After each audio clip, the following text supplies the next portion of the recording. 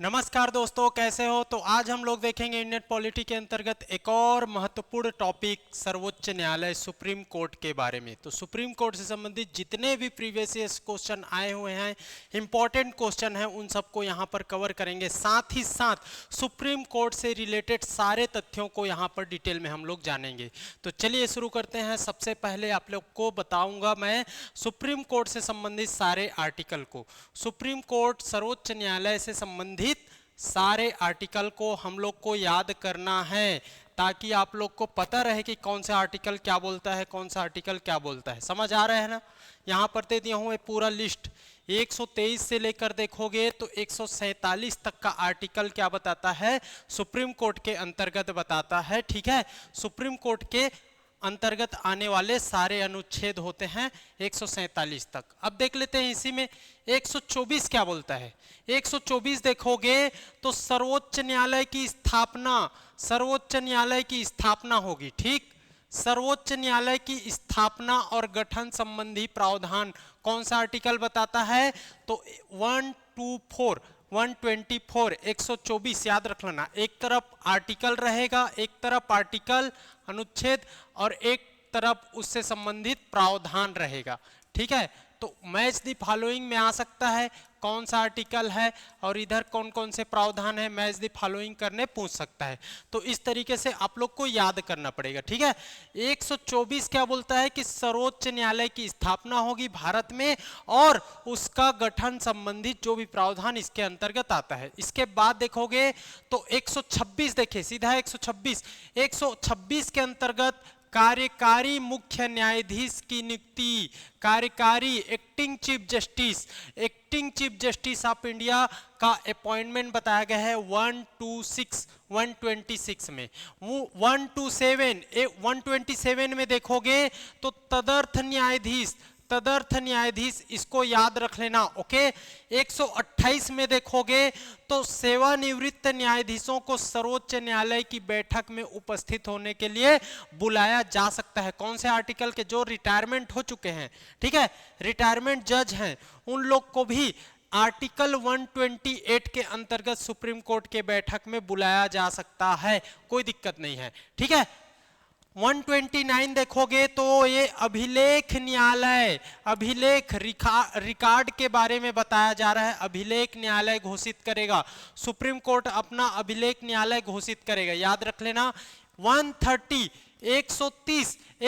क्या बोलता है कि उच्चतम न्यायालय का स्थान निर्धारित करने का मुख्य न्यायाधीश की शक्ति, वो किसी भी स्थान में अपने किसी भी स्थान को, जैसे कि दिल्ली में सुप्रीम कोर्ट है, लेकिन वो चाहे तो वो बैठ कहाँ सकता है, अहमदाबाद में बैठ सकता है, किसी भी राज्य के जो हाई कोर्ट के अंतर्गत या किसी भी स्थान पर वो बैठक कर सकता है। ये शक्ति है मुख्य न्यायाधीश की, याद रख लेना। 131 देखोगे तो 131 सुप्रीम कोर्ट की प्रारंभिक अधिकारिता, मूल अधिकारिता के बारे में बताता है, याद रख लेना। मूल अधिकारिता, प्रारंभिक अधिकारिता पूछा जाए तो 131 131 अनुच्छेद। 136 देखोगे, 136 तो अपील के लिए उच्चतम न्यायालय की विशेष अनुमति का प्रावधान, अपील के लिए अनुमति प्रदान करेगा सुप्रीम कोर्ट।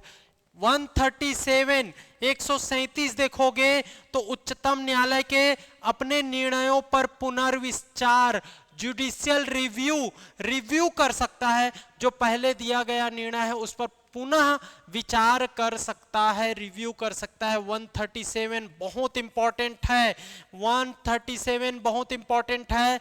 129 बहुत ज्यादा इंपॉर्टेंट है, 3 स्टार दे रहा हूं इन लोग को। ठीक है, ये आपको जानना है। तदर्थ न्यायालय 127 बहुत इंपॉर्टेंट है, याद रख लेना। ओके, 127 ये 3 को तो विशेष तरीके से आपको जानना है, 127 129 और 137। ठीक है, इसके बाद देखिए, चलिए और देखिए 141 देखोगे तो उच्चतम न्यायालय द्वारा घोषित विधि सभी न्यायालयों पर बाध्यकारी होगा। सुप्रीम कोर्ट बोल दिया, वो पूरे देश में लागू होता है, याद रख लेना। तो बाध्यकारी होता है अन्य न्यायालयों पर, न्यायालय पर ही तो होगा। ठीक है, 143 देखोगे, 143 देखोगे तो राष्ट्रपति की उच्चतम न्यायालय से परामर्श करने की शक्ति, ये आपको याद रखना है। 143 के अंतर्गत देखोगे तो राष्ट्रपति, president of India supreme court से कुछ भी परामर्श सलाह ले सकता है, ये उसका पावर है 143। ये भी इंपॉर्टेंट है, इसको भी स्टार लगा लीजिए। जो मैं बता रहा हूं कुछ कुछ आर्टिकल ये एकदम इंपॉर्टेंट है।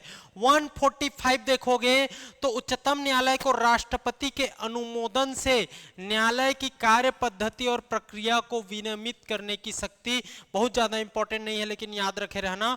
146 देखोगे तो उच्चतम न्यायालय सुप्रीम कोर्ट के अधिकारियों और सेवकों की नियुक्ति संबंधी प्रावधान, 146 बहुत इंपॉर्टेंट है ये भी, ठीक है। तो इस तरीके से प्रमुख आर्टिकल को यहां पर हम लोगों ने डील किया है, याद करना है, याद करना है। ओके, तो 124 के अंतर्गत सुप्रीम कोर्ट का गठन होगा। 126 के अंतर्गत एक्टिंग मुख्य न्यायाधीश, acting chief justice of India की अपॉइंटमेंट होगा, याद रख लेना।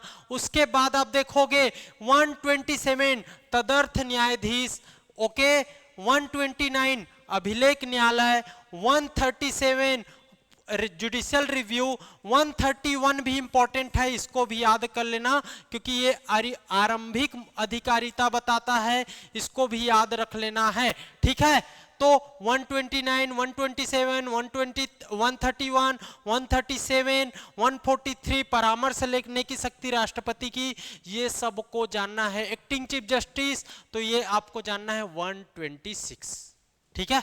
इन सब को आपको याद करना है। पहला काम इस स्लाइड में आपको क्या करना है, पूरा एक एक आर्टिकल में कौन कौन सा प्रोविजंस है, ये प्रमुख आर्टिकलों के प्रोविजंस के बारे में याद रखना है, पहला काम। उसके बाद आइए भारत के उच्च न्यायालय के बारे में देखते हैं, है ना। उच्च न्यायालय के बारे में देखते हैं। देखिए छोटा छोटा दिख रहा होगा, छोटा दिख रहा है क्या? थोड़ा सा जूम करोगे तो आपको समझ आएगा, ऐसे जूम करोगे समझ आएगा। तो सबसे पहले देख लीजिए, सबसे पहले आप देख लीजिए, ऐसे जूम करोगे तो आपको समझ आ जाएगा, ठीक है। ये जूम करोगे तो समझ आएगा।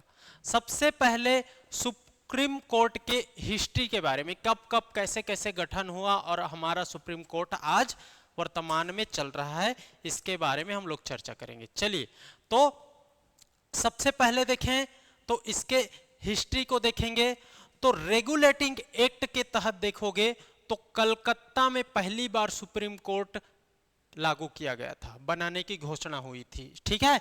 कलकत्ता में उच्चतम न्यायालय की स्थापना कब, आपको याद रख लेना है, रेगुलेटिंग एक्ट 1773, जब ब्रिटिश ईस्ट इंडिया कंपनी पर इंग्लैंड के महारानी ने कंट्रोल करने के लिए एक एक्ट लाया जिसको रेगुलेटिंग एक्ट कहा जाता है।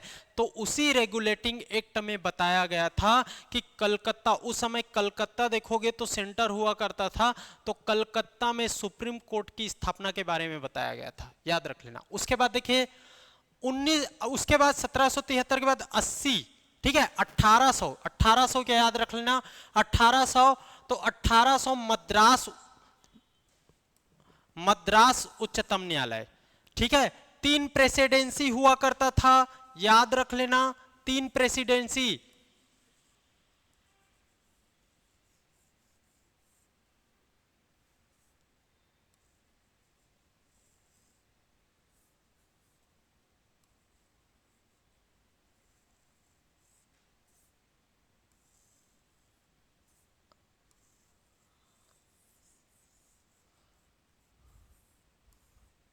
ठीक है।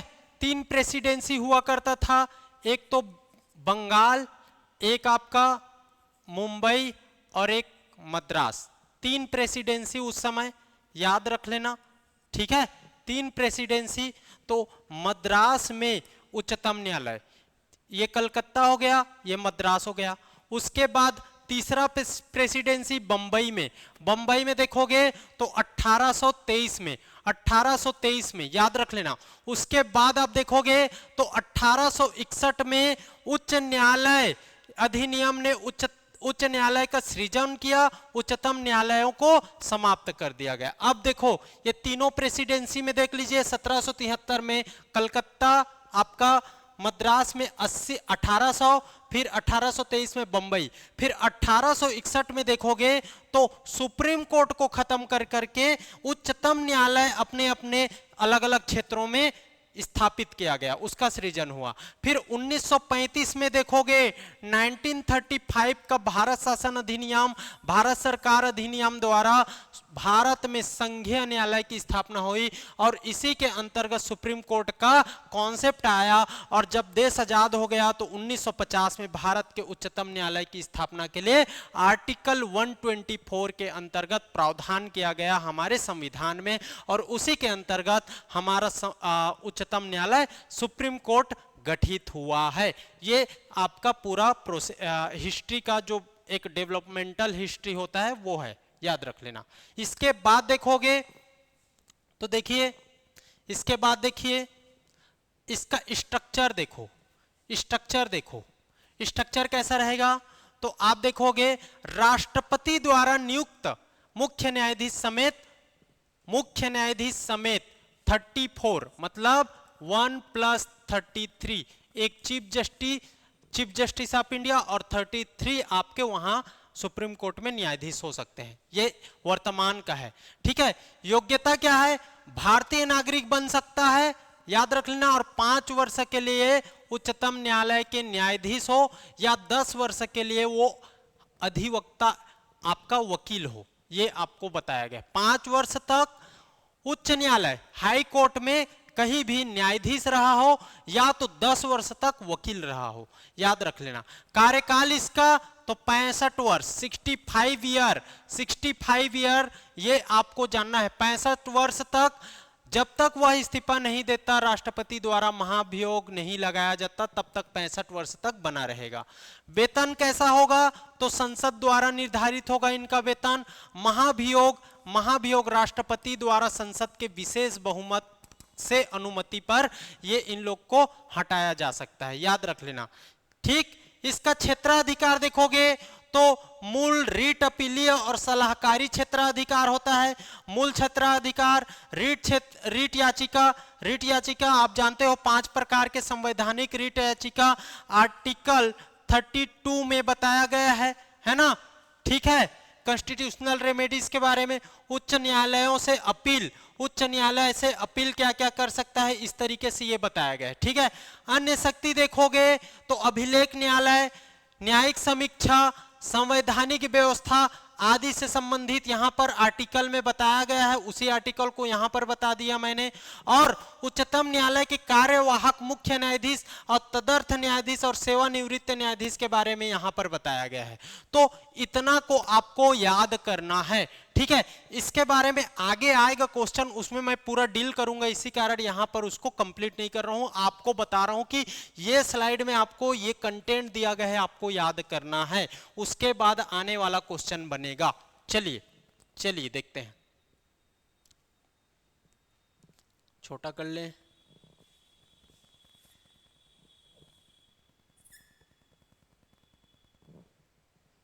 इससे छोटा होगा। चलो अब आते हैं हम लोग क्वेश्चन पे, ठीक है, क्वेश्चन पे, ओके। चलिए, who among the following is the first chief justice of India, सबसे पहले चीफ जस्टिस ऑफ इंडिया कौन नियुक्त हुए थे, ये आपको बताना है।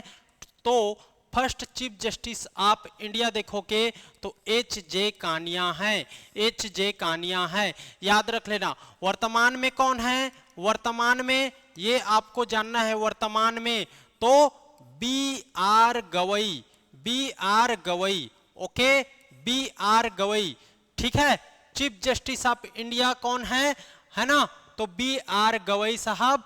और याद रख लेना ये एक दलित मुख्य न्यायाधीश है, ठीक है, ये दलित मुख्य न्यायाधीश हैं, याद रख लेना। अभी ही इससे संबंधित एक इंसिडेंट हुआ है सुप्रीम कोर्ट में, है ना, ये आपको जानना है। 1 मिनट बैटरी चेंज कर लूं मैं।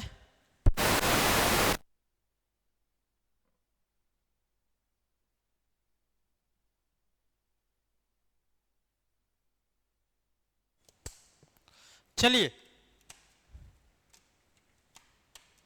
चलिए देखिए, आपको समझना है, अभी बी आर गवई जी के ऊपर एक जूता फेंका गया था सुप्रीम कोर्ट में। उसके बेंच जब सुनवाई कर रही थी उसी समय एक वकील ने, है ना, जूता फेंक दिया था चीफ जस्टिस ऑफ इंडिया पर। आपको समझना है ये कहानी। आप बोलते हो, है ना, अब तो कोई जात पात नहीं है, कोई छुआछूत नहीं है ना, कोई उच्च नीच वाला स्थिति नहीं है। आप पढ़े लिखे हो करके बताइए, जब सुप्रीम कोर्ट सबसे महत्वपूर्ण होता है, सरकार से भी अगर बड़ा माना जाए तो सुप्रीम कोर्ट है, और सुप्रीम कोर्ट का मुखिया चीफ जस्टिस ऑफ इंडिया, ठीक है, मुख्य न्यायाधीश, उस पर अगर कोई ऐसे वैचारिक मानसिक प्रवृत्ति वाले लोग जूता फेंक रहे हैं तो आप समझ सकते हो कि अभी भी कहीं ना कहीं जात पात ये सब आ जाता है। अब इस पर मैं नहीं जानता क्या भावना के कारण उन्होंने फेंका था, कर ऐसा जूता फेंका गया वो सही है गलत है, इस पर मैं नहीं जाना चाहता, इस पर आपको सोचना है। आप समझ सकते हो ये कौन सी समस्या, कैसा विचारधारा है या कैसी उसकी मानसिक विकृति है जो चीफ जस्टिस ऑफ इंडिया के ऊपर जूता फेंकते थे।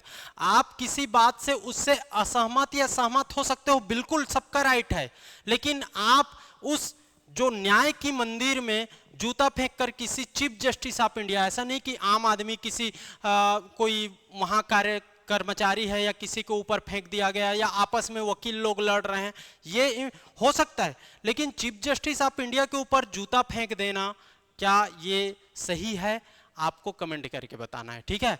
तो ये अभी भी, इसीलिए मैं बोलता हूं हमारी जो संविधान में जो प्रक्रिया है वो उसी तरीके से सब लोगों तक नहीं पहुंच पा रहा है। इसी कारण आज जो डेवलपमेंट होना चाहिए जात पात के मामले में, धार्मिक रूप से, सब रूप से, वो कहीं ना कहीं यहाँ पर इनइक्वलिटी ही है। समान रूप से सबको जो प्रावधान दिया गया है वो मिल नहीं पा रहा है, और इसीलिए आज की मानसिक विचारधारा आप देखोगे तो सबका अलग अलग हो चुका है। वो अपने अपने विचारधाराओं में फंसे हुए हैं। जब अपने विचारधाराओं से ऊपर उठकर आप जो डेवलपमेंट की बारे में बात करोगे, जो मानवता के बारे में बात करोगे, नैतिकता के बारे में, इंसान बनने की कोशिश करोगे, तो आपको समझ आएगा कि ये देश कैसे आगे बढ़ सकता है। लेकिन अभी भी कुछ लोग जैसा भी हैं वो इंसानियत को नहीं, अपनी विचारधारा पर ज़्यादा टिके हुए हैं, ठीक है।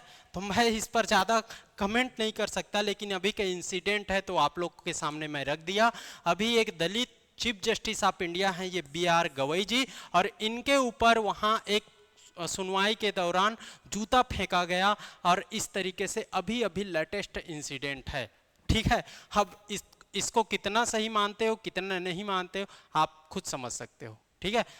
चीफ जस्टिस ऑफ इंडिया देश का सुप्रीम व्यक्ति है ना, जो सरकार को आदेशित करता है ना, संविधान की रक्षा करता है, उसके खिलाफ में अगर इस तरीके से इंसिडेंट होता है तो आप सोच सकते हो, सोचने, ये आपका एक प्रकार से देखोगे दुर्भाग्य की बात है कि ऐसा नहीं होना चाहिए। मैं तो इसका खंडन करता हूं, ठीक है। आप किसी बात को लेकर उसे सहमत असहमत हो सकते हो, लेकिन इस तरीके से घटना को अंजाम देना ये सही नहीं है मेरे अकॉर्डिंग। बाकी आप लोग का अपना राय है, ठीक है। चलिए आगे बढ़ते हैं। तो वर्तमान में है बी आर गवई जी, और पहले चीफ जस्टिस ऑफ इंडिया थे एच जे कानिया। ओके, चलिए इनका फोटो मैं दिखा देता हूं आप लोग को, देख लीजिए इनका फोटो दिखा देता हूं। ये है पहले chief justice of India H J Kania, जो सबसे पहले चीफ जस्टिस ऑफ इंडिया बने थे इंडिया के, याद रख लेना। और इसको यहाँ पर देखोगे तो राष्ट्रपति शपथ दिला रहे हैं बी आर गवई जी को। तो ये वर्तमान में B R Gavai ji supreme court के चीफ जस्टिस हैं, इसको याद रख लेना, ठीक है। तो ये वर्तमान के हैं, और ये कौन है, ये सबसे पहले चीफ जस्टिस ऑफ इंडिया रहे हैं, इसको याद कर लेना भाई। चलिए आगे बढ़ते हैं। Which one of the following statements is not correct, कौन सा स्टेटमेंट करेक्ट नहीं है, बताना है आप लोग को। सर्वोच्च न्यायालय का गठन 1950 में हुआ। सर्वोच्च न्यायालय देश की उच्चतम अदालत है, इसमें अपील की जा सकती है। सर्वोच्च न्यायालय कोर्ट मार्शल को छोड़कर अन्य किसी भी न्यायालय या अदालतों की सुनवाई कर सकता है। सुप्रीम कोर्ट कोर्ट मार्शल के साथ साथ अन्य किसी भी उच्च न्यायालय अदालतों की सुनवाई कर सकता है। बताना है, आप लोग को बताना है। चलिए देख लेते हैं। तो इसमें देखिए कौन सा सही नहीं है पूछा है, सही नहीं है। तो 1950 में गठन हुआ था, एकदम सही। सर्वोच्च न्यायालय देश की उच्चतम अदालत है जिसमें अपील की जा सकती है। अगर आप लोग की सुनवाई हाई कोर्ट में हो गई, हाई कोर्ट में आप लोग संतुष्ट नहीं हो, तो आप अपील कर सकते हो सुप्रीम कोर्ट में, ऐसा होता है, तो अपील की जा सकती है, एकदम सही। सुप्रीम कोर्ट कोर्ट मार्शल को छोड़कर अन्य किसी भी न्यायालय अदालतों की सुनवाई कर सकता है, ये भी सही है। और आप देखोगे ये तीनों सही है। सुप्रीम कोर्ट कोर्ट मार्शल के साथ कोर्ट मार्शल वाले केस में सुनवाई नहीं करता, तो ये आपको जानना है। कोर्ट मार्शल आपका आर्मी वाला है, तो इसका आंसर हो जाएगा, कौन सा सही नहीं है, D. D is the right answer. चलिए नेक्स्ट क्वेश्चन देख लेते हैं भाई। नेक्स्ट क्वेश्चन देख लेते हैं। भारत के सर्वोच्च न्यायालय के कार्यवाहक मुख्य न्यायाधीश की नियुक्ति करता है। सुप्रीम कोर्ट का मुख्य न्यायाधीश, प्रधानमंत्री, राष्ट्रपति, विधि मंत्री, कौन होगा भाई? चलिए बताइए। तो याद रख लेना, इसका आंसर होगा सर्वोच्च न्यायालय के जो मुख्य न्यायाधीश होते हैं, वो मुख्य न्यायाधीश कार्यवाहक हो या मेन मुख्य न्यायाधीश हो, ठीक है, उनका नियुक्ति देखोगे तो कौन करेगा? राष्ट्रपति ही करेगा। राष्ट्रपति, वो एक्टिंग हो या मेन हो, याद रख लेना। तो इसका आंसर हो जाएगा C. C is the right answer. C is the right answer, याद रख लेना। एक्टिंग हो या कार्यवाहक हो या मेन हो, है ना, उनका कार्यकाल के बाद जो मेन बनेगा वही हो या एक्टिंग के रूप में हो, दोनों का राष्ट्रपति ही अपॉइंटमेंट करता है, याद रख लेना। और शपथ अपॉइंटमेंट वो कर रहा है तो शपथ भी राष्ट्रपति दिलाते हैं, याद रख लेना। चलिए नेक्स्ट क्वेश्चन देखते हैं। What is true about the qualifications for a जज ऑफ द सुप्रीम कोर्ट? जज के लिए, है ना, जज के लिए, सर्वोच्च न्यायालय के जज के लिए बताना है। तो इसका आंसर हो जाएगा, देखते हैं। वह भारत का नागरिक हो, बिल्कुल सही है, वह भारत का नागरिक हो, एक तो ये सही हो जाएगा। एक मिनट जी,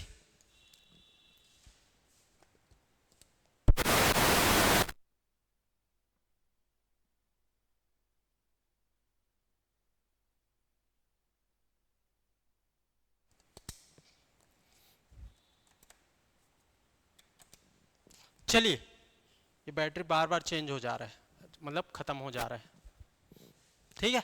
चलिए, वह भारत का नागरिक हो, क्वालिफिकेशंस के बारे में तो एकदम सही। वह 35 वर्ष की आयु पूर्ण कर चुका हो, 35 वर्ष की आयु, ऐसे बारे कोई बताया नहीं गया है। वह 5 वर्ष तक लगातार उच्च न्यायालय का न्यायाधीश रहा हो, एकदम सही है। ओके, वह 10 वर्ष तक लगातार उच्च न्यायालय में अधिवक्ता रहा हो, ये भी बताए, ये भी बताए, ये भी बताए, तीनों सही है। दो गलत है, 35 वर्ष की आयु पूर्ण कर चुका हो, ये गलत हो जाएगा। तो 1 3 4 1 3 4 1 3 गलत गलत, 2 वाला तो गलत, जहां पर ओ 1 3 4 यहां पर 2 है, ये भी गलत। C is the right answer.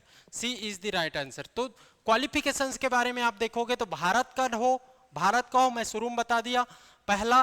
दूसरा, 5 वर्ष तक किसी भी उच्च न्यायालय में न्यायाधीश रहा हो, और अगर न्यायाधीश नहीं है तो 10 वर्ष तक वकील रहा हो, तब वो क्या बन सकता है? सुप्रीम कोर्ट का जज बन सकता है। देखिए, क्वालिफिकेशंस, आप जज, नागरिक, 5 वर्ष तक, 10 वर्ष तक अधिवक्ता, 5 वर्ष तक न्यायाधीश, है ना। राष्ट्रपति के राय में विधि पारंगत विधिवेत्ता हो, है ना, ज्यादा नॉलेजेबल हो, है ना, कानून का नॉलेजेबल हो। सर्वोच्च संविधान में सर्वोच्च न्यायालय का न्यायाधीश होने के लिए न्यूनतम आयु सीमा का उल्लेख नहीं है, इसीलिए वहां पर 35 वर्ष दिया है, वो गलत हो जाए। न्यूनतम आयु का बताया नहीं गया है, आप न्यूनतम कितने भी कम एज में आप बन सकते हो, लेकिन ये क्राइटेरिया पूरा करना होगा, तो ये आपको जानना है, ठीक है। चलिए नेक्स्ट क्वेश्चन देख लेते हैं।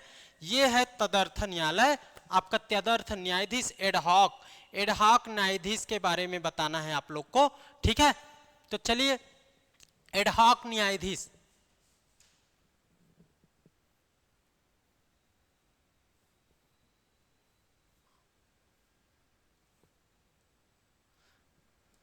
चलिए देखते हैं एडहॉक। एडहॉक जज are appointed in the supreme court when कतिपय न्यायाधीश दीर्घकालीन अवकाश पर हो। तो अवकाश पर रहने पर कोई एडहॉक नहीं अपॉइंट किया जाता। स्थायी नियुक्ति के लिए कोई उपलब्ध नहीं हो, स्थायी नियुक्ति के लिए कोई उपलब्ध नहीं हो तब भी एडहॉक नहीं लागू किया जाता, अपॉइंट नहीं किया जाता। न्यायालय के समक्ष लंबित वादों में असाधारण विधि हेतु, ये भी गलत हो जाएगा। न्यायालय के किसी भी सत्र के लिए न्यायाधीशों का कोरम पूर्ति नहीं हो रहा है तब जाके एडहॉक नियुक्त किया जाएगा। जब कोरम पूर्ति नहीं हो रहा है सत्र पर, है ना, तब जाकर के एडहॉक नियुक्त किया जाएगा, याद कर लेना। तो D is the right answer. और यहाँ पर आर्टिकल 127 क्या बोलता है, तदर्थ न्यायाधीश एडहॉक न्यायाधीश की नियुक्ति के बारे में बताता है। और याद रख लेना 127 अनुच्छेद 127 के तहत सर्वोच्च न्यायालय के किसी सत्र के लिए न्यायाधीशों का कोरम पूरा नहीं हो रहा है तब कोरम पूर्ति के लिए एडहॉक न्यायाधीशों की नियुक्ति की जाती है, याद रख लेना। किसी सत्र में कोरम पूर्ति नहीं हो रहा है तब जाकर के एडहॉक नियुक्त किया जाएगा, आर्टिकल 127 के अंतर्गत, आपको ये जानना है। Which of the Indian courts given below is considered a court of record.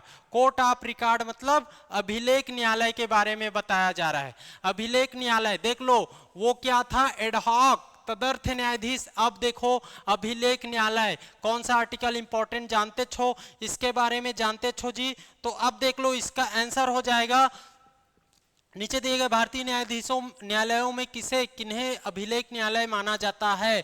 तो केवल उच्च न्यायालय को गलत, केवल उच्चतम न्यायालय को गलत, उच्च न्यायालय और उच्चतम न्यायालय दोनों को एडहॉक आपका अभिलेख कोर्ट ऑफ रिकॉर्ड के रूप में माना जा सकता है, वहां पर कोर्ट ऑफ रिकॉर्ड होता है, याद रख लेना। उच्च न्यायालय और उच्चतम न्यायालय दोनों इसमें आएगा, ये जनपद न्यायालय तो गलत ही है, ठीक है, दोनों आएगा इसमें। देख लेते हैं हम लोग यहां पर कोर्ट ऑफ रिकॉर्ड का पावर देख लेते हैं। तो सर्वोच्च न्यायालय के सभी निर्णय, जजमेंट, है ना, आदेश और डायरेक्शंस, ये सब अभिलेख मतलब क्या होता है, रिकॉर्ड, रिकॉर्ड में रहना, रिकॉर्ड में रहना, जो भी आदेश दिया जाए रहेगा, जो भी जजमेंट है वो सब किस में होना चाहिए, रिकॉर्ड में होना चाहिए। तो निर्देश आदि अधीनस्थ न्यायालयों के द्वारा पूर्व उदाहरण के रूप में प्रस्तुत किए जाएंगे। तो जब रिकॉर्ड के रूप में वो रहेगा तब तो देखो क्या किया जाता है, हम लोग क्या करते हैं इसको, जब आज कुछ फैसला देना है, आज फैसला देना है, तो आज फैसला देना है तो इससे संबंधित कोई फैसला आया होगा, कोई भी संबंधित कुछ भी डिसीजन आया होगा, किसी भी राज्य में, किसी भी उच्च न्यायालय में, किसी भी सुप्रीम, आपका कोई भी उच्च न्यायालय हो सकता है किसी भी राज्य। मान लीजिए कोई फैसला देना है किसके बारे में, अभी दलित वाला जो BR गवई जी का मामला हुआ है, उसी मामले में दलित वाले में SC ST एक्ट में कुछ फैसला देना है। मान लीजिए एग्जांपल SC ST एक्ट में, तो मान लीजिए SC ST एक्ट में मान लीजिए 1989 में कुछ फैसला आया था, मान लीजिए, तो ये फैसला रिकॉर्ड में रहेगा और इस रिकॉर्ड के आधार पर यहाँ पर उसके अकॉर्डिंग, मान लीजिए इसके अकॉर्डिंग यहाँ पर फैसला कि यहाँ पर कहा गया तो इसको मान लीजिए कोई भी उच्च न्यायालय हो सकता है, कोई भी राज्य का हाई कोर्ट, इस हाई कोर्ट में ये फैसला दिया गया था, इसको आधार बनाते हुए हम SC ST को निम्नांकित प्रावधान करते हैं। तो ये रहेगा रिकॉर्ड में तब तो इसको आधार बनाया जाएगा। इसीलिए बोला जाता है सभी निर्णय, आदेश और निर्देश अधीनस्थ न्यायालयों के द्वारा पूर्व उदाहरण के रूप में प्रस्तुत किए जाएंगे। इसको एग्जाम्पल के रूप में यहां पर प्रस्तुत किया जाएगा।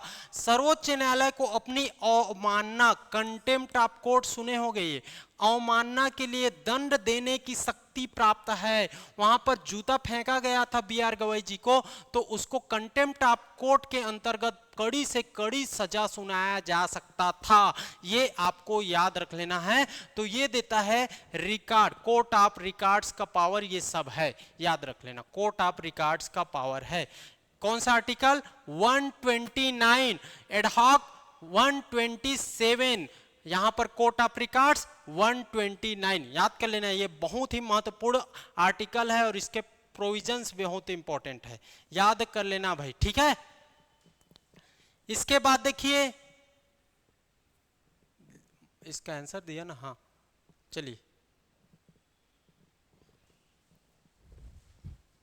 चलिए नेक्स्ट देखेंगे। तो which of the following is not in the original jurisdiction of the Supreme Court? Original, प्रारंभिक या मूल क्षेत्राधिकारिता के बारे में बताता है ना, ये बताना है ओरिजिनल ज्यूरिस्डिक्शन के बारे में सुप्रीम कोर्ट का। तो चलिए देखते हैं। अब इसमें ये पूछा गया कि प्रारंभिक क्षेत्राधिकारिता के अंतर्गत नहीं आता, not in the original jurisdiction, प्रारंभिक क्षेत्राधिकारिता में नहीं आता, ये पूछा जा रहा है। तो कौन कौन सा आता है इसको छोड़ दो, और जो नहीं आता वही आंसर हो जाएगा। तो देख लेते हैं इसका आंसर क्या होने है, देख लो। दो राज्यों के मध्य विवाद, ये प्रारंभिक क्षेत्राधिकारिता में आता है। केंद्र और किसी राज्य के मध्य, ये भी आता है। राष्ट्रपति के चुनाव में विवाद, आर्टिकल 72 के अंतर्गत ये भी आता है। उपराष्ट्रपति के चुनाव में विवाद, ये भी आता है। और लोकसभा के सदस्य के चुनाव पर विवाद, ये प्रारंभिक क्षेत्राधिकारिता में नहीं आता। राज्यसभा के सदस्य के चुनाव पर विवाद, ये प्रारंभिक क्षेत्राधिकारिता के संबंध में नहीं आता है, याद रख लेना। तो ये दोनों आंसर हो जाएगा ये वाला, ठीक है, ये दोनों आंसर हो जाएगा 5 और 6। 5 और 6 किस में है, सी इज द राइट आंसर। अब देख लेते हैं यहां पर प्रारंभिक क्षेत्राधिकारिता, ओरिजिनल, सुप्रीम कोर्ट का ओरिजिनल क्षेत्राधिकारिता। तो देख लीजिए, है ना, 131। तो देखो, और आपका ऑड नंबर जो है 127 इंपॉर्टेंट है, 129 इंपॉर्टेंट है, 131 इंपॉर्टेंट है। तीनों देख रहे हो एक एक छोड़ करके, 27, 29, 31 इंपॉर्टेंट है ना ये आर्टिकल। अब देख लेते हैं ओरिजिनल ज्यूरिस्डिक्शन के बारे में। इन मामलों में किसी वाद, लिटिगेशन की शुरुआत सर्वोच्च न्यायालय में ही हो सकती है, सीधा सर्वोच्च न्यायालय में। अब मान लीजिए यहां पर देखोगे, एक राज्य और या एक सरकार बनाम एक से अधिक राज्य के बीच में विवाद चल रहा है, तो वो सीधा सुप्रीम कोर्ट जाएगा, वो हाई कोर्ट में कोई उसका सुनवाई नहीं हो सकता, सीधा सुप्रीम कोर्ट, सीधा पहले ही सुप्रीम कोर्ट में जाएगा, है ना। अब इसका रीजन है, मान लीजिए एमपी और सीजी के बीच में कुछ विवाद चल रहा है, दोनों सरकार के बीच में, तो इसको कौन सा हाई कोर्ट फैसला देगा? एमपी वाला देगा तो ये अपने पक्ष में दे सकता है, सीजी वाला देगा तो ये अपने पक्ष में, इसलिए दोनों का सुप्रीम कोर्ट में निराकरण होगा सीधा।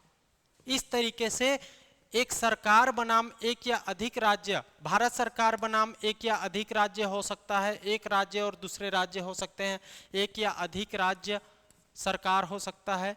तो समझ रहे हो ना, इस मामले में भारत सरकार और एक या अधिक राज्य बनाम एक या अधिक राज्य सरकार, इन सब के मामले में देखोगे तो कहां जाता है, आरंभिक क्षेत्राधिकार सीधा सुप्रीम कोर्ट के अंतर्गत आता है, याद रख लेना, ठीक। ये आपको जानना है, 3 प्रकार के, ओके। उसके बाद कोई भी नागरिक इस अनुच्छेद के तहत केंद्र या राज्य सरकार के विरुद्ध मुकदमा नहीं चला सकता। अनुच्छेद 262 के अंतर्गत अंतर्राज्यीय जल विवाद पर इसके अंतर्गत नहीं आएगा। ये अंतर्राज्यीय जल विवाद सुप्रीम कोर्ट सीधा नहीं देखेगा, ये इसके अंतर्गत नहीं आएगा, ये आर्टिकल 262 में ये भी बता दिया गया है। तो याद रख लेना इसको भाई, कोई दिक्कत है, इसका आंसर हो जाएगा सी। चलिए अब देख लेते हैं यहां पर, what is true about the establishment of a common high court for 2 और मोर स्टेट्स। क्या क्या बता रहा है, तो आप देखोगे supreme court, sorry high court, एक या एक से अधिक राज्यों के लिए एक ही हाई कोर्ट बनाया जा सकता है, इसके बारे में बात करता है, ठीक है। 2 या 2 राज्यों के लिए एक ही सुप्रीम हाई कोर्ट ना, सुप्रीम कोर्ट आ जा रहा है, हाई कोर्ट, उच्च न्यायालय हो सकता है, ये सबसे पहले जान लो। अब देखो यहां पर इससे संबंधित क्या क्या स्टेटमेंट सही है उसको बताना है।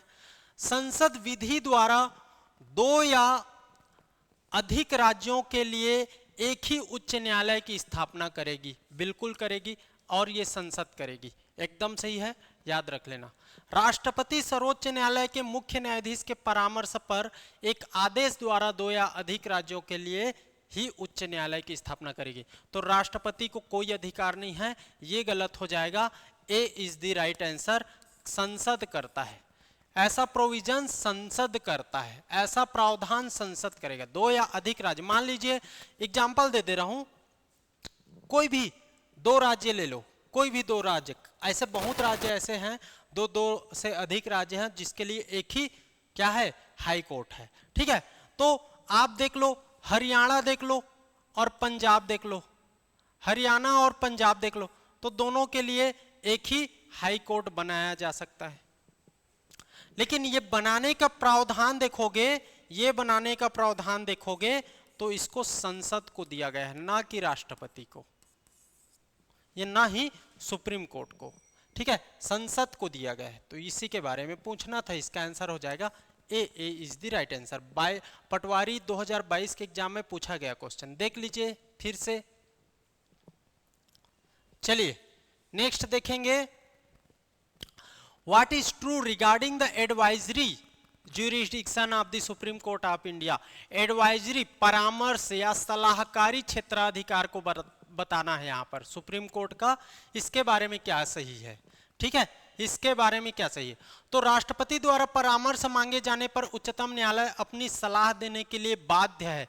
बाध्य नहीं है, बाध्य नहीं है। राष्ट्रपति सलाह मांग सकता है सुप्रीम कोर्ट के लिए, लेकिन सुप्रीम कोर्ट से, लेकिन सुप्रीम कोर्ट सलाह देने के लिए बाध्य नहीं है। ये गलत हो जाएगा, ये गलत हो जाएगा, बाध्य नहीं है। परामर्श क्षेत्राधिकार संविधान के अनुच्छेद 143 में बताया गया है। बिल्कुल शुरू में बता दिया था जब आर्टिकल सब बता रहा था, तो 143 बोलता है कि राष्ट्रपति जब सलाह मांगेगा तो सलाह दे सकता है सुप्रीम कोर्ट, या राष्ट्रपति को यह अधिकार देता है कि सुप्रीम कोर्ट से वो सलाह ले सकता है, लेकिन सलाह देने के लिए सुप्रीम कोर्ट बाध्य नहीं है, ये बताता है। तो ये तो एकदम सही है। राष्ट्रपति ने सबसे पहली बार दिल्ली कानून अधिनियम 1951 के लिए उच्चतम न्यायालय के परामर्श क्षेत्राधिकार का संदर्भ दिया था। बिल्कुल दिया था, एकदम सही है। तो 2 और 3 सही होगा, याद रख लेना। पहली बार दिल्ली कानून अधिनियम, ठीक है, 1951 के लिए परामर्श लिया था राष्ट्रपति ने, तो ये एकदम सही है। कब यूज हुआ था ये आर्टिकल का, पहली बार यूज हुआ था 1951 के अंतर्गत, आपका 1951 अधिनियम के अंतर्गत दिल्ली के लिए। तो इसका आंसर हो जाएगा 2 और 3, 2 और 3 सही, बाध्य नहीं है, गलत हो जाएगा। सीजीपीएससी एसीएस 2022 के एग्जाम में पूछा गया। अब देख लो 143, 143 क्या समझते हो आप लोग, है ना ठीक है, 143 ये क्या है, क्या है जी, 143 आप इसको क्या समझते हो, तो वो जो समझते हो वही मैं बोलना चाह रहा हूं, आई और बाकी आप समझ जाओ। लेकिन ये किसके प्रति प्यार प्रकट कर रहा है, आपको रिलेट कर रहा हूं, किसके प्रति प्यार प्रकट कर रहा है ना। राष्ट्रपति सुप्रीम कोर्ट से सलाह लेता है, तो सुप्रीम कोर्ट के प्रति प्यार, याद रख लेना। ये याद करने के लिए मैं ऐसा रिलेट कर रहा हूं बस, अदरवाइज कुछ नहीं लेना है, ठीक है, ओके। तो आर्टिकल 143 बोलता है कि राष्ट्रपति को यह अधिकार देता है कि वो सुप्रीम कोर्ट से सलाह ले सकता है। ठीक, चलिए देखते हैं। अब इतना में आपको क्या होगा, ऐसे कुछ चीज बोल दो तो आप, क्या होता है कभी कभी क्या होता है, जब आपका क्वेश्चन में आ जाता है तो वहां पर क्लिक करता है, सर ऐसा करके समझाए थे, तो ये क्लिक होता है, इस कारण ऐसा ट्रिक या कुछ भी ऐसा बोलते रहते हैं। बाकी इसका है ना, हम लोग सिर्फ याद करने के पर्सपेक्टिव से ऐसा चीज यूज करते हैं। चलिए एडवाइजरी ज्यूरिसडिक्शन देखोगे तो राष्ट्रपति को प्रतीत होता है कि विधि या तथ्य का कोई ऐसा विवाद पैदा हुआ है जो सार्वजनिक महत्व का है, तो वह उस विवाद पर सर्वोच्च न्यायालय से क्या करेगा, पूछेगा, परामर्श लेगा, सलाह लेगा, इस पर मैं क्या करूं। न्यायालय के परामर्श को स्वीकार या अस्वीकार करना राष्ट्रपति के विवेक पर है। अब मान लीजिए सुप्रीम कोर्ट ने उसको एडवाइस कर दिया कि आप ऐसा करिए, लेकिन ऐसा जरूरी नहीं कि वो जो सलाह दिया है उसको राष्ट्रपति मानने के लिए बाध्य है और जो पूछा गया है उस पर सुप्रीम कोर्ट सलाह देने के लिए बाध्य है, कोई बाध्य नहीं है। ठीक है, ये एक अंडरस्टैंडिंग होता है। सर्वोच्च न्यायालय भी सुप्रीम कोर्ट द्वारा मांगे गए परामर्श पर बाध्य नहीं होता, ये बता दिया गया। अभी तक राष्ट्रपति की ओर से 143(2) के तहत एक भी प्रश्न नहीं पूछा गया है, ये वाला गलत है। वहां पर पहली बार यूज 143(2) के तहत नहीं पूछा गया, लेकिन एक बार सलाह के लिए एक बार हुआ था वो चीज। ठीक, ये आपको याद रख लेना। ठीक है, तो आंसर हो गया कंप्लीट। अब देख लेते हैं यहां पर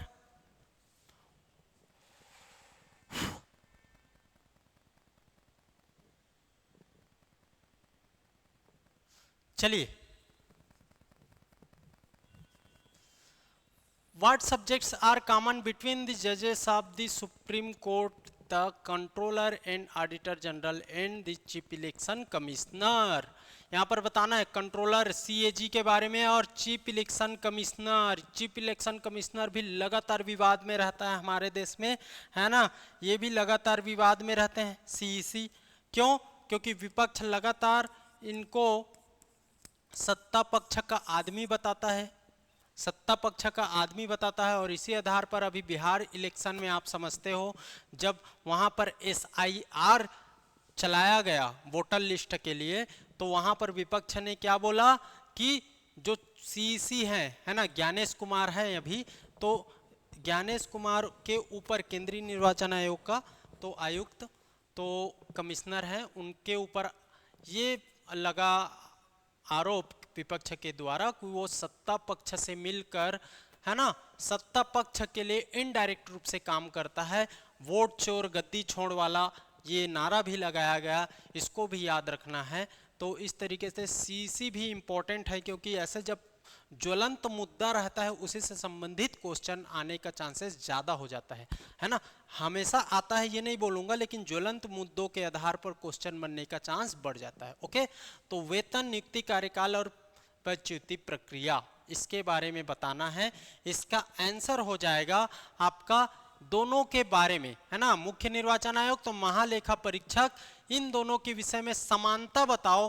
तो समानता वेतन और नियुक्ति संबंधी समानता एकदम सही है। बाकी कार्यकाल और ये प्रक्रिया, रिमूवल का प्रक्रिया, ये दोनों अलग होता है। ठीक है, याद रख लेना, ये दोनों अलग होता है। तो वेतन और नियुक्ति आप देखोगे तो दोनों एकदम सही है। वेतन संसद द्वारा निर्धारित होता है, नियुक्ति कौन करेगा? राष्ट्रपति करेगा। ठीक, चलिए नेक्स्ट क्वेश्चन, आइडेंटिफाई दी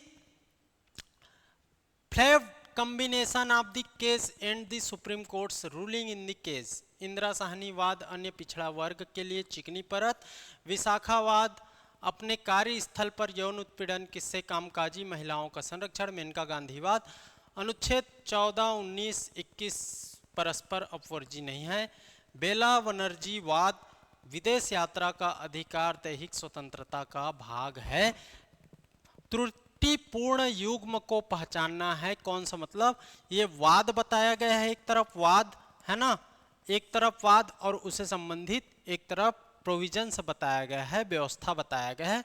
इनको आप लोग को क्या करना है? छांटना है, इनको छांटना है।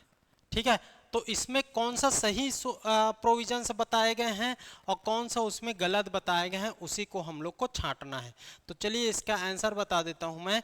ये बेला बनर्जी वाला गलत है, ये बेला बनर्जी वाला त्रुटिपूर्ण है, इसी त्रुटिपूर्ण युग्म को छांटना था। बाकी तीनों सही है, ये आपको जानना है, तीनों सही है। ठीक है, चलिए नेक्स्ट क्वेश्चन देख लेते हैं जुडिशियल रिव्यू के बारे में। सुप्रीम कोर्ट का जुडिशियल रिव्यू ये आपको जानना है। Okay, which of the following rights does court have in judicial review, तो इसके बारे में हम लोग को बताना है। यदि कोई कानून या आदेश संविधान के विपरीत हो तो उसे असंवैधानिक घोषित करना।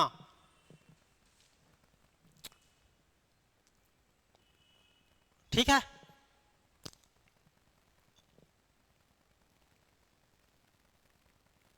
तो तो जुडिशियल रिव्यू के अंतर्गत देखोगे यदि कोई कानून या आदेश संविधान के विपरीत हो तो उसे असंवैधानिक घोषित करना, यही है, याद रख लेना, इसी को आंसर लिया गया है। और आप देखोगे तो इसमें जुडिशियल रिव्यू से संबंधित ये देख लीजिए यहाँ पर, तो यूएसए के संविधान से प्रेरित है जुडिशियल रिव्यू, यूएसए के संविधान से प्रेरित है। भारतीय संविधान में न्यायिक पुनर्विलोकन का आधार क्या है, तो विधि का शासन है। 2015 प्रीलिम्स में पूछा गया क्वेश्चन है, ये आपको याद रख लेना, ठीक है। संविधान के किसी भी अनुच्छेद में इस शक्ति का स्पष्ट वर्णन नहीं है, किसी भी अनुच्छेद में स्पष्ट वर्णन नहीं किया गया है। यहाँ पर जुडिशियल रिव्यू को लिखा नहीं, किस अनुच्छेद, तो 13, 32, 132, 133 से यह शक्ति निगमित होती है। जुडिशियल रिव्यू का याद रख लेना, सुप्रीम कोर्ट को प्राप्त है। जुडिशियल रिव्यू संविधान के आधारभूत ढांचे, बेसिक स्ट्रक्चर का हिस्सा होता है, इसको भी याद रख लेना। कौन से वाद में बताया गया, तो मिनर्वा मिल्स मामला 1980 के अंतर्गत बताया गया है। और इसमें आप देखोगे तो इसके अंतर्गत न्यायपालिका को कार्यपालिका द्वारा किए गए कार्य एवं विधायिका द्वारा बनाए गए कानून की व्याख्या कर उस सीमा तक रद्द करने का अधिकार है। देखो, असंवैधानिक उसको रद्द करने का जहां तक संविधान के मूल ढांचे का उल्लंघन करता है। तो अगर बेसिक स्ट्रक्चर को कोई प्रोविजंस उल्लंघित करता है, उसको क्या करता है, थोड़ा सा धूमिल करने का काम भी करेगा, तो उस कानून को जुडिशियल रिव्यू के अंतर्गत क्या असंवैधानिक घोषित कर दिया जाएगा और खत्म कर दिया जाएगा। इस तरीके से ये जुडिशियल रिव्यू के बारे में बताया गया। तो 13, 32, 132, 133 याद रख लेना, 13, 32, 132, 133 याद रख लेना, 13, 32, 132, 133। तो 132, 133 क्या है, ये सुप्रीम कोर्ट से संबंधित है। 123 से 147 तक हम लोग देख रहे हैं ना जी, 123 से 147 तक देख रहे हैं। तो यहाँ पर ये 132 और 133 भी तो जुडिशियल रिव्यू से संबंधित है। तो 132 को भी रखे तो अभी आपको लेना है, 33 भी रखे तो याद रख लेना है, और 13 और 32 ये फंडामेंटल राइट से संबंधित है, तो यहाँ पर आपको जानना है, ठीक है। तो पूरे कहाँ से लिया गया जुडिशियल रिव्यू, ये सब बता दिया आप लोग को, सुप्रीम कोर्ट से संबंधित सारे फैक्ट बता दिए, है ना। पहला कौन है, अभी वर्तमान में कौन है, कितने यहाँ पर है, ये जानना है, ठीक है। और सुप्रीम कोर्ट तो एक ही होता है भारत में, तो कितने हो सके यहाँ नहीं देखे हैं। इसके निचले न्यायालय में आता है क्या, high court. High court next topic में देखेंगे, है ना। तो हाई कोर्ट के बारे में और है क्या क्वेश्चन, अन्य शक्ति देख लो, अन्य शक्ति देख लो, क्वेश्चन नहीं है लेकिन अन्य प्रोविजंस क्या क्या है बताता है। तो देखोगे 137 के अंतर्गत अपने निर्णयों पर पुनर्विचार करने सुधारने की शक्ति के बारे में बताया गया है। पुनर्विचार याचिका इस रिव्यू पिटीशन कहलाता है, याद रख लेना। खारिज होने पर लगाई गई याचिका उपचारात्मक याचिका। अनुच्छेद 141 के अंतर्गत देखोगे तो न्यायालय द्वारा घोषित विधि का सभी न्यायालयों पर आबद्धकारी होगा, ये अन्य न्यायालयों पर ये बाध्यकारी हो जाता है, ठीक है, ये आपको जानना है। 144 देखोगे तो न्यायिक अधीक्षण की शक्ति देता है, जैसे कि न्यायिक अधीक्षण में आपका न्यायालयों, पंचायतों, आपका अधिकरणों के बारे में है। संविधान के व्याख्या का अंतिम पूर्ण अधिकार किसको है, सुप्रीम कोर्ट को है, याद रख लेना। संविधान के व्याख्या का अंतिम और पूर्ण अधिकार सुप्रीम कोर्ट का है। राष्ट्रपति उपराष्ट्रपति के निर्वाचन संबंधित विवाद का निपटारा कौन करता है, तो सुप्रीम कोर्ट करता है, याद रख लेना। संघ लोक सेवा आयोग के अध्यक्ष और सदस्यों के आचरण संबंधी, है ना, आचरण संबंधी जांच राष्ट्रपति के निवेदन पर, राष्ट्रपति के रिक्वेस्ट पर कौन करेगा, तो सुप्रीम कोर्ट करेगा, ठीक है, सुप्रीम कोर्ट करेगा। जैसे कि यूपीएससी का चेयरमैन है या उसके मेंबर है, उस पर आप आरोप लगाते हो तो उसके पर उस आरोप का चेक कौन करेगा, उसका इन्वेस्टिगेशन कौन करेगा, तो सुप्रीम कोर्ट द्वारा किया जाएगा, ना कि किसी हाई कोर्ट के द्वारा। इस मामले में उच्चतम न्यायालय द्वारा दी गई सलाह को राष्ट्रपति द्वारा राष्ट्रपति के लिए बाध्य माना जाता है। मान लीजिए चेयरमैन को हटाने के लिए आरोप आ रहा है, सरकार ला रही है, तो उसका जांच कराया जाएगा सुप्रीम कोर्ट के द्वारा। अब जांच में सुप्रीम कोर्ट ने बोल दिया कि इसको हटाने का ये प्रोसीजर लाया जाए, ये सही है, लगभग सही है, तो उसको राष्ट्रपति गलत नहीं बोल सकते, सही माना, गलत है तो गलत ही है, ऐसा तो बाध्य हो जाता है ये चीज, ठीक है। तो ये आपको जानना है, ओके, इंपॉर्टेंट है बहुत ज्यादा, ये आपको जानना है, ओके, ये आपको याद करना है इन सब प्रोविजंस के बारे में। ठीक, चलिए देखिए कॉलेजियम सिस्टम को। कॉलेजियम सिस्टम का बहुत उल्लेख होता है सुप्रीम कोर्ट या chief justice of India, justice, ये सब के बारे में आता है तो कॉलेजियम सिस्टम का उल्लेख होना तय है। ठीक है, कॉलेजियम सिस्टम देखोगे तो एक ऐसी पद्धति होती है जो न्यायाधीश की नियुक्ति और उसके स्थानांतरण के लिए बनाई गई है। ओके, याद रख लेना। ठीक है, इसी कॉलेजियम सिस्टम के निर्णय के आधार पर किसी न्यायाधीश की नियुक्ति और स्थानांतरण की प्रक्रिया पूर्ण होती है। तो देख लेते हैं हमारे यहाँ कॉलेजियम सिस्टम कैसा है। तो सबसे पहले तो आप समझ गए कि नाम से समझ गए कॉलेजियम सिस्टम क्यों है। तो कॉलेजियम सिस्टम न्यायाधीश जो जस्टिस होते हैं उनकी अपॉइंटमेंट के लिए है, उनके स्थानांतरण ट्रांसफर के लिए है। ठीक है, सर्वोच्च न्यायालय के निर्णयों के माध्यम से विकसित हुआ, न कि ये संसद के किसी अधिनियम से। याद रख लेना, तो किसी भी एक्ट के थ्रू कॉलेजियम सिस्टम नहीं आया है। याद रख लेना, पूछेगा स्टेटमेंट में दे सकता है कि कॉलेजियम सिस्टम संसद के अधिनियम के द्वारा लाया गया है, तो ये गलत हो जाएगा। ये सर्वोच्च न्यायालय के निर्णय के माध्यम से लाया गया है और वो चल रहा है अभी भी। न्यायाधीशों की नियुक्ति संबंधी संवैधानिक प्रावधान कॉलेजियम सिस्टम को प्राप्त है। अब देखोगे तो आर्टिकल 124(2) और 217 के अंतर्गत, 217 के अंतर्गत उच्च न्यायालय के न्यायाधीश और सर्वोच्च न्यायालय के न्यायाधीश देखोगे तो 124(2) के अंतर्गत। याद रख लेना, दोनों के न्यायाधीशों की नियुक्ति का प्रावधान किसके द्वारा होता है? कॉलेजियम सिस्टम के द्वारा। अब राष्ट्रपति सर्वोच्च न्यायालय और उच्च न्यायालय के न्यायाधीशों से परामर्श करने के बाद नियुक्ति करता है। तो ये परामर्श करता है, तो इसमें परामर्श के दौरान आप देखोगे तो परामर्श से पहले यहाँ कॉलेजियम सिस्टम से देखोगे क्या होता है, कॉलेजियम सिस्टम से निर्णय लिया जाता है और उसी निर्णय को राष्ट्रपति को बताया जाता है, फिर राष्ट्रपति उसी के आधार पर नियुक्ति करते हैं। याद रख लेना। अब कॉलेजियम सिस्टम का डेवलपमेंट देखोगे तो प्रथम न्यायाधीश मामला आया था 1981 में। प्रथम न्यायाधीश मामला आया था, इसने यह निर्धारित किया कि न्यायिक नियुक्ति और तबादला पर सीजेआई के सुझाव की प्राधान्यता को ठोस कारण के चलते अस्वीकार किया जा सकता है ना।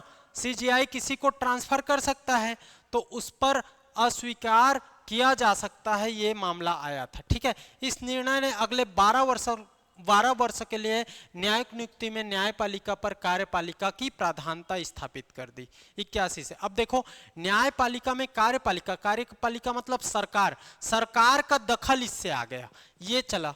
उसके बाद दूसरा न्यायाधीश मामला आया 1993 में। 1993 में सर्वोच्च न्यायालय ने स्पष्ट करते हुए कॉलेजियम प्रणाली की शुरुआत की। कॉलेजियम प्रणाली की शुरुआत तो आप ले सकते हो 1993।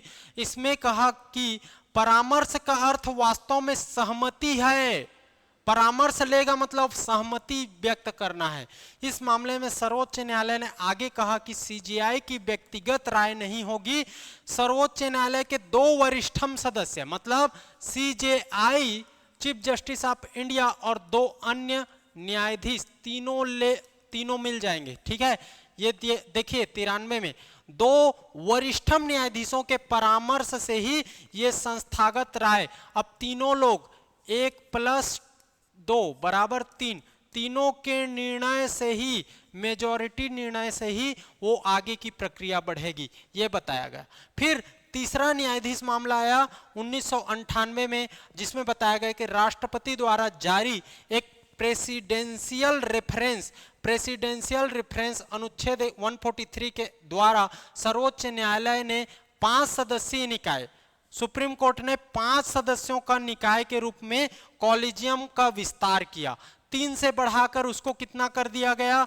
1998 में इसको 5 बना दिया गया। 5 सदस्यों की एक कमिटी बना दी गई, एक बॉडी बना दी गई। अब जिसमें चीफ जस्टिस ऑफ इंडिया और 4 वरिष्ठम सदस्य सहयोगी शामिल होंगे। तो एक तो चीफ जस्टिस ऑफ इंडिया होगा और 4 वरिष्ठम सदस्य होंगे। 5 लोग मिलकर क्या करेंगे? कॉलेजियम सिस्टम के अंतर्गत निर्णय लेंगे। अब देखो, अब आपको समझ आ गया कि अभी कॉलेजियम सिस्टम चल रहा है जिसमें 1+4, ठीक है, ये 5 लोग निर्णय लेंगे कि कौन से न्यायाधीश का नियुक्ति करना है, कौन से न्यायाधीश का ट्रांसफर करना है। और ये जो निर्णय होगा, ये किसको बताया जाएगा? राष्ट्रपति को। और राष्ट्रपति इस निर्णय के आधार पर क्या करेंगी? उसके आधार पर ये नियुक्ति करेंगी या उनका ट्रांसफर होगा, ये आपको जानना है। अब एनजेएसी क्या होता है? एनजेएसी देखो तो कॉलेजियम सिस्टम को बदलने का एक प्रयास था। कॉलेजियम सिस्टम को चेंज करने के लिए एनजेएसी, याद रख लेना, नेशनल जुडिशियल आपका अपॉइंटमेंट कमीशन बनाया गया था जो न्यायाधीशों की नियुक्ति के लिए होगा करके।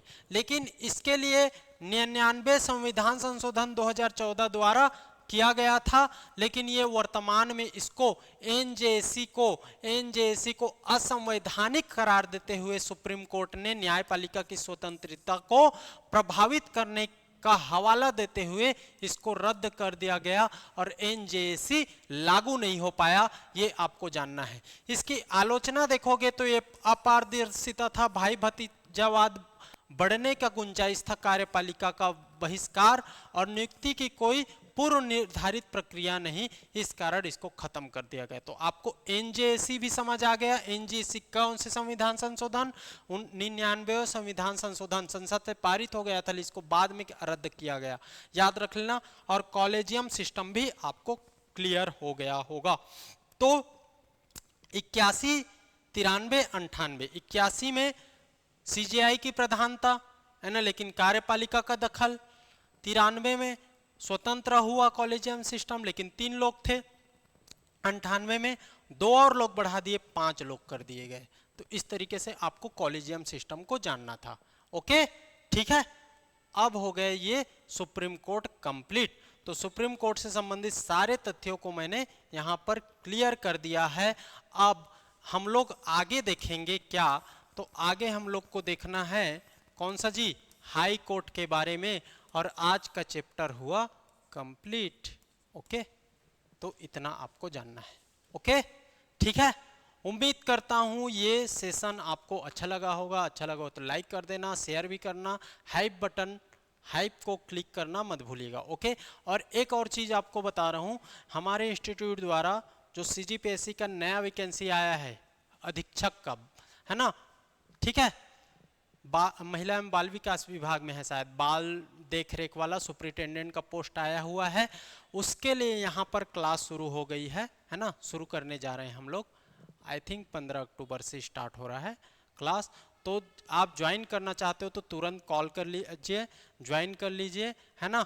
ज़्यादा फीस नहीं है आपका, देखोगे तो 2499 कंप्लीट कोर्स है और 1499 रुपये, शायद मैं एग्जैक्ट नहीं जान रहा हूँ, 1499 रुपये आपका जो अधिनियम वाला 2 पार्ट में होगा वो पेपर। एक तो होगा छत्तीसगढ़ पार्ट 1 में है, पार्ट 2 में है बाल विकास वाला, देख रेख वाला है, उससे संबंधित एक्ट। और एक्ट के लिए आप जानते हो सीजीपीएससी नॉलेज फेमस है छत्तीसगढ़, पूरे छत्तीसगढ़ में। तो आप जितना जल्दी से जल्दी हो सके आप ज्वाइन कर सकते हो, ठीक है। तो मिलते हैं नेक्स्ट टॉपिक हाई कोर्ट से संबंधित प्रावधानों को लेकर। ओके, आज के लिए इतना ही। Thank you.